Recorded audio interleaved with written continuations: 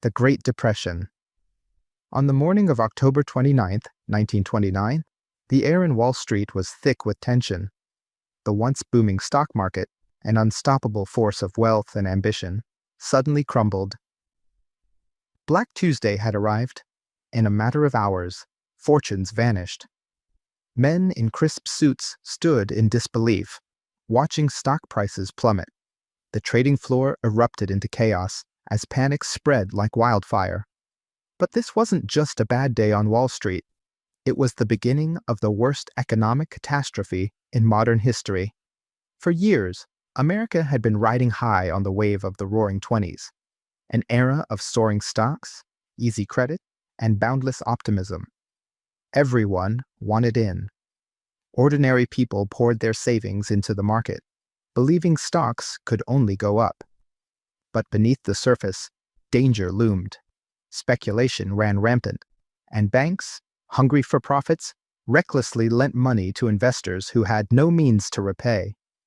The market had become a fragile house of cards, and on that fateful October day, it all came crashing down. As stock prices collapsed, the domino effect began.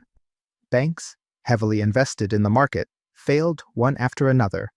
Families rushed to withdraw their life savings, only to find locked doors and empty vaults.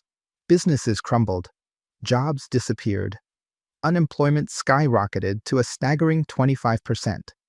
Breadlines stretched for blocks. In rural America, farmers lost their land to ruthless foreclosures, while the Dust Bowl turned once fertile fields into barren wastelands.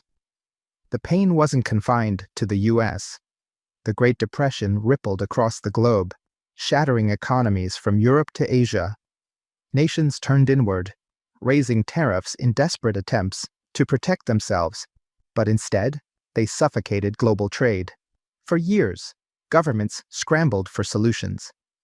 In America, President Franklin D. Roosevelt launched the New Deal, a bold experiment of public works, financial reforms, and social safety nets. It was a lifeline, but recovery was slow. Ultimately, it wasn't policy but war that ended the Depression. The outbreak of World War II reignited industry, fueled mass employment, and restored economic stability. The 1973 oil crisis. In October 1973, a silent but devastating weapon was unleashed, not with bullets or bombs, but with barrels of oil. The Organization of Arab Petroleum Exporting Countries, OAPEC, turned off the taps, imposing an embargo on nations that supported Israel.